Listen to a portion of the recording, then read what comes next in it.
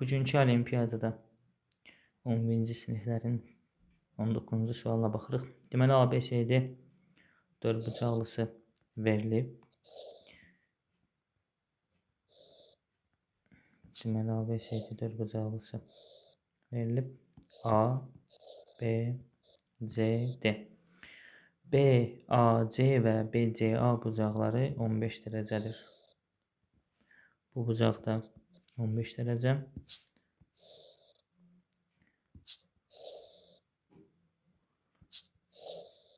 Bu bucaq da 15 dərəcədir. Yəni, bu bərabər yanlı üç bucaqdır. Bunlara A deyək.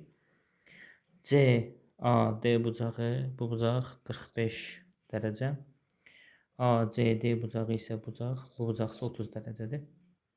45-in qarşısı təbii ki, daha uzun olmalıdır. Biraz reallığa uyğun şəkil çəkək. Deməli, 30, 45, 75 bu bucağa qalır 105 dərəcə. Tələb olunur DBC bucaq. DBC bucaq. Və bu bucaq soruşulur. Bu bucaq soruşulur.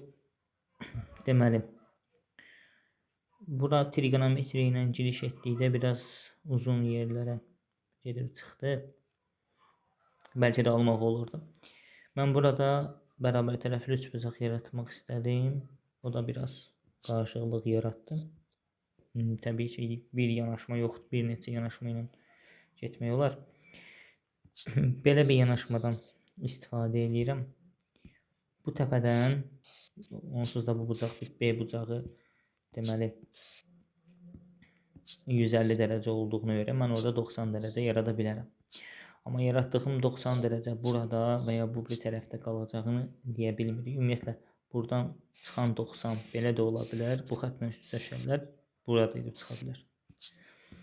Burada bir 90 dərəcə şərtini ödəyən bir parça çəkirəm. Bunu başqa rənglə çəkək. 90 dərəcə. Yəni, baxın, bu bucağı 90 dərəcə olacaq formada götürdüm. 90 dərəcə olacaq formada götürdüm. Ora 90 olduğundan bura 45 olub. Burada məcburən 45 dərəcə qaldı. Yəni, bu üç bucaq 45, 45, 90 üç bucağıdır.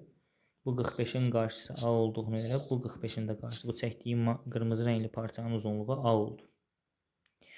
İndi burada T nöqtəsi deyək. A ilə T-ni birləşdirəndə burada bir bərabər yanlı üç bucaq yarandı.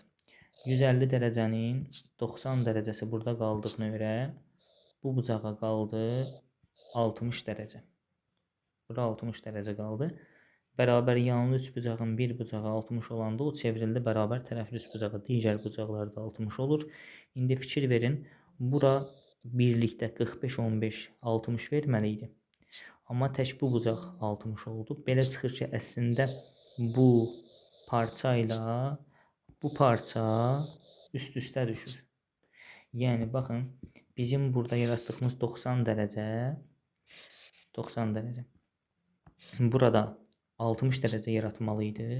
Bu bucaq bütövlükdə 60 olduğuna görə həmin 90 dərəcə gedib burada düşəcək üst-üstə. Deməli, bu bucaq 60 olmalı idi. Amma bunlar ikisi bir yerdə 60 dərəcədir.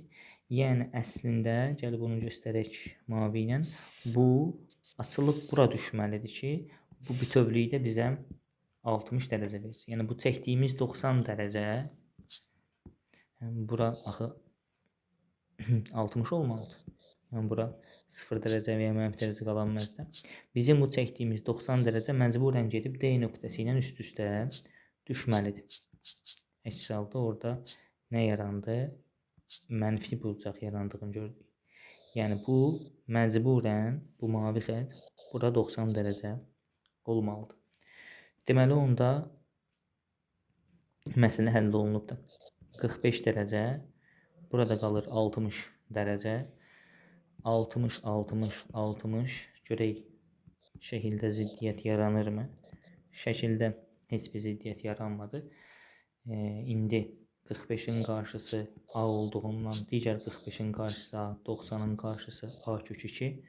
Bu da 45, 60, 60, 60 bərabər tərəfli üçbucaq. Yəni göründüyü kimi bura, yəni bizdən soruşulan bucaq 90. Yəni ideyamız necə oldu? 150 dərəcəni mən 90 və 60 olan hissələrə ayırdım.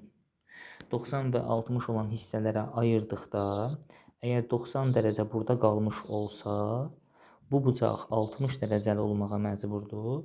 O zaman bura ikisi bir yerdə 60 verirdi. Bura mənfi bucaq ola bilməz axı, bunlar 60'dır. Deməli, əslində bizim bu çəkdiyimiz 90 dərəcə gəlib burayla, bu xətlə üst-üstə düşməlidir.